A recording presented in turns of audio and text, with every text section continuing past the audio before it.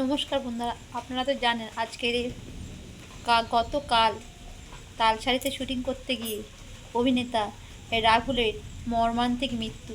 তাই নিয়ে কিছু ভিডিও আপনাদের সাথে শেয়ার করতে চলেছি। পুরো ভিডিওটা দেখতে থাকুন বন্ধুরা, কেউ স্কিপ করবেন না।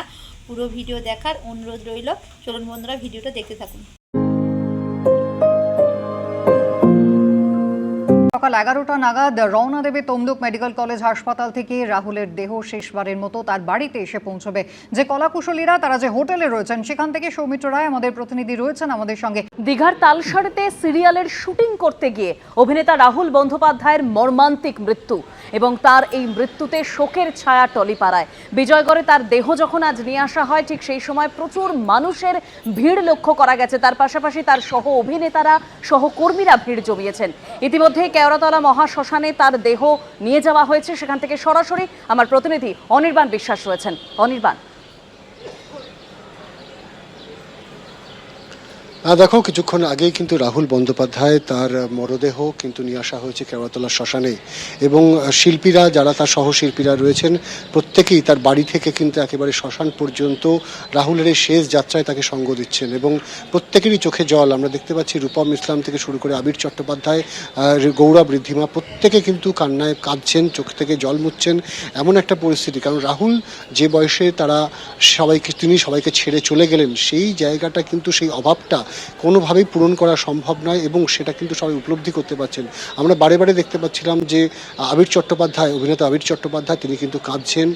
তিনি কিন্তু কোনো ক্রমে নিজেকে সামলে তিনি এগিয়ে এসেছেন রাহুলকে শেষ শ্রদ্ধা জানানোর জন্য। এই মুহূর্তে একেবারে কেওড়াতলা শ্মশানের যে বৈদ্যুতিক চুল্লি, মাত্র 42 বছর বয়সে প্রাণ হারাতে হলো, তাও দীঘায় শুটিং করতে গিয়ে। তো কাঁদবে না তো কি করবে? এটা আবার কেমন প্রশ্ন? সবাই কাঁদবে, কাঁদবে তো অবশ্যই। আগেই কিন্তু দাঁড় করানো হয়েছে সববাহী গাড়ি, এবং সেখানেই কিন্তু একে একে সবাই কিন্তু এসে শেষ শ্রদ্ধা জানাচ্ছেন। কিছুক্ষণ আগেই কিন্তু রাহুলের স্ত্রী প্রিয়াঙ্কা তিনি কিন্তু এসছেন, এবং সবাই কিন্তু চেষ্টা করছেন যে মানে শেষ শ্রদ্ধা, শেষবারের মতো বিদায় জানানোর, শেষবারের মতো দেখা পাওয়ার। এবং এখানে কিন্তু দেখতেই পাচ্ছ যে টালিগঞ্জ ইন্ডাস্ট্রির কিন্তু বিভিন্ন তারা সহশিল্পী যারা ছিলেন, যারা অভিনেতারা ছিলেন, তারা কিন্তু রয়েছেন। এখানে আমরা দেখতে পাচ্ছি যে যারা আর্টিস্ট ফোরামের যারা সদস্যরা রয়েছেন তারাও কিন্তু এসছেন, যারা টেকনিশিয়ান তারা এসছেন, এমনকি যারা ডিরেক্টর পরিচালক তারাও কিন্তু এসছেন। অর্থাৎ একেবারে সবাই কিন্তু আজকে এসছেন রাহুলকে শেষবারের মতো বিদায় জানাতে, কারণ সবার কাছে কিন্তু এটা কিন্তু একটা আকস্মিক ঘটনা। এবং গতকালকে থেকে যখন খবর পাওয়া গেছিল, তারপর থেকেই আমরা দেখেছি যে বিজয়গড়ে রাহুলের বাড়ির বাইরে প্রচুর সংখ্যায় কিন্তু মানুষ ভিড় করেছিলেন, বিভিন্ন বয়সের মানুষ ভিড় করেছিলেন। তার যেমন অনুরাগীরা ছিলেন, তার সহ যারা শিল্পী তারাও এসেছিলেন আমরা জানি কিন্তু। এবং এখন কিন্তু আমরা দেখতে পাচ্ছি যে কেওড়াতলা শ্মশানেও কিন্তু সেই এক ছবি, এবং কারুর মুখে কিন্তু কোনো শব্দ নেই, কোনো কথা নেই, শুধুমাত্র সবাই মানে নিজের মতন করে সবাই শেষবারের মতো বিদায় জানাচ্ছেন রাহুল বন্দ্যোপাধ্যায়কে। এবং সবার কাছে কিন্তু মনে একটাই প্রশ্ন, গোটা ঘটনা কি ঘটলো কিভাবে, এবং কিভাবে এত অল্প বয়সে রাহুল সবাইকে ছেড়ে চলে গেল।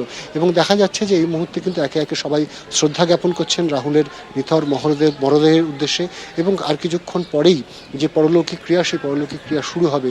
এবং এই মুহূর্তে আমরা দেখতে পাচ্ছি যে প্রচুর মানুষ কিন্তু রয়েছেন, এবং এই যে কেওড়াতলা মহাশ্মশান, সেই কেওড়াতলা মহাশ্মশানের যে মূল ফটক, সেই গেটও কিন্তু ইতিমধ্যে বন্ধ করে দেওয়া হয়েছে, কারণ যাতে বাইরে থেকে প্রচুর সংখ্যায় মানুষ তারা ভেতরে ঢুকতে না পারেন। বাইরেও কিন্তু প্রচুর মানুষ রয়েছেন দাঁড়িয়ে, তার অনুরাগীরা রয়েছেন, অনেকেই কিন্তু ভেতরে ঢুকতে পারেননি। এবং পরিবারের তরফ থেকে কিছুটা একেবারে একটা ব্যক্তিগত পরিসরে রাহুলকে শেষ বিদায় জানানোর জন্য কিন্তু অনুরোধ করা হয়েছিল। সেই মোতাবেকই কিন্তু একেবারে খুব কম সংখ্যক ভিড় এখানে কিন্তু করার কথা বলা হয়েছিল। যদিও টালিগঞ্জ ইন্ডাস্ট্রির কিন্তু প্রচুর মানুষ তারা কিন্তু এসছেন, বিভিন্ন শিল্পীরা এসছেন, গায়ক এসছেন, চিত্র পরিচালকরা এসছেন, প্রডিউসাররা এসছেন, এমনকি টেকনিশিয়ান যারা রয়েছে তারাও কিন্তু এসছেন। এবং রাহুলের এই শেষ বিদায়ে তারা জানাতে চাইছেন, শেষ শ্রদ্ধা জানাতে চাইছেন সহশিল্পীরা প্রত্যেকে কিন্তু কান্নায় ভেঙে পড়ছে। এবং যেহেতু এই কেওড়াতলা মহাশ্মশানের যে গেট সেটি বন্ধ রাখা রয়েছে, মাঝে মধ্যেই বাইরে থেকে কিন্তু ক্ষোভ বিক্ষোভের আওয়াজ ভেসে আসছে, কারণ অনেকেই কিন্তু ভেতরে ঢুকতে চাইছেন। পুলিশের তরফ থেকে কিন্তু চেষ্টা করা হচ্ছে যতটা সম্ভব এই যে ব্যক্তিগত পরিসর বজায় রাখার চেষ্টা, যেটা প্রিয়াঙ্কা সরকারের তরফ থেকে আবেদন করা হয়েছে, সেইটা যাতে বজায় রাখা সম্ভব হয় সেইটা কিন্তু নিশ্চিত করবার চেষ্টা চালানো হচ্ছে।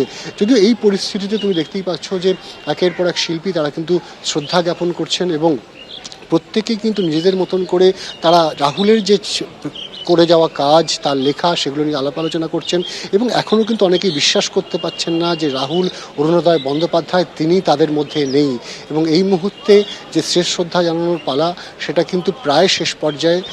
এরপর কিন্তু যে পরলৌকিক ক্রিয়ার যে কাজ, সেই কাজ শুরু হবে এবং প্রচুর মানুষ রাজনীতির ঊর্ধ্বে উঠে গিয়ে অনেক মানুষ এসছেন, যেহেতু একটি বিশেষ রাজনৈতিক দলের সাথে কিন্তু একেবারে যুক্ত ছিলেন, বামপন্থী রাজনীতির সঙ্গে যুক্ত ছিলেন রাহুল বন্দ্যোপাধ্যায়। তার দলের তরফেও কিন্তু তাকে শেষ শ্রদ্ধা জানানো হয়েছে।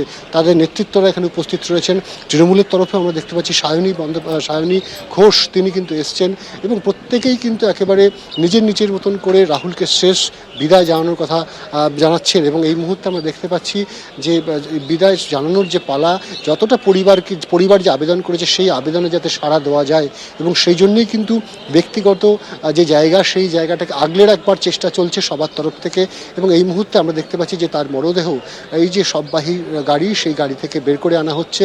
এরপর তার শেষকৃত্যের জন্য ভেতরে ইলেকট্রিক চুল্লির কাছে নিয়ে যাওয়া হবে এবং সেখানে কিন্তু তাকে শেষ বিদায় জানানো হবে। আমরা দেখতে পাচ্ছি আর্জেন্টিনার জার্সি, আর্জেন্টিনার ফ্যান ছিলেন, ইস্টবেঙ্গলের ফ্যান ছিলেন রাহুল বন্দ্যোপাধ্যায়। তিনি সেই সমস্ত জার্সি দিয়ে সেই সমস্ত প্রিয় মানুষেরা তার কাছে এসেছিলেন, তাকে শেষবারের মতন করে কিন্তু বিদায় জানানো হচ্ছে এবং এই মুহূর্তে তার মরদেহ সেটি কিন্তু ভেতরে নিয়ে যাওয়া হলো এবং যে কাজ, সেই কাজ কিন্তু দাহ কাজ, সেই কাজ কিন্তু হবে। প্রিয়াঙ্কা সরকার তার সন্তানকে সঙ্গে নিয়ে ইতিমধ্যে এসে উপস্থিত হয়েছেন।